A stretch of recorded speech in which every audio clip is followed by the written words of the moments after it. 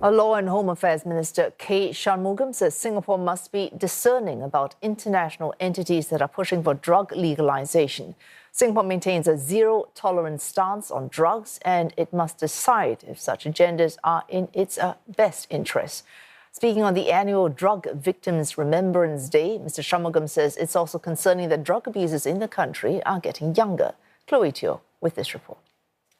Then go home.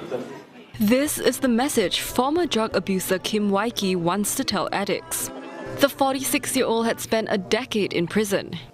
I miss a lot of family time when I was in drugs, when I was in prison. Going home was something that I really miss, which I don't have a chance to have a meal with my father after I decided to turn over a new leaf, as in he passed away.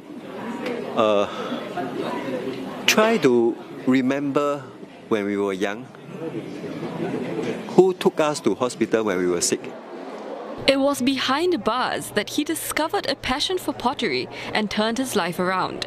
He is now a successful artist and a mentor for ex-convicts. Home Affairs Minister K. Shanmugam says such stories reaffirm Singapore's commitment to support those affected by drug abuse. Despite the efforts, tragedies still occur. We are finding that we are arresting younger and younger abusers. Last year, the youngest was 13 years old.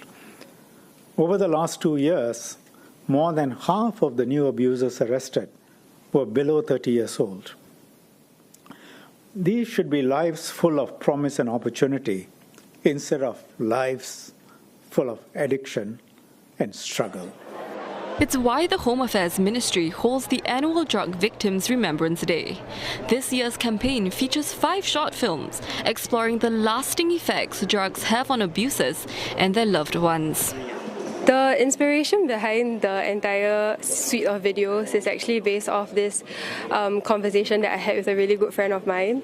Yeah, so she lost a loved one to drug use, and I think in our conversation, what stuck out to me was how there was so much love and hurt at the same time. The public can catch Huiya's films through a series of immersive rooms here at this exhibit in Suntec City. It also features a showcase with stories from former drug abusers.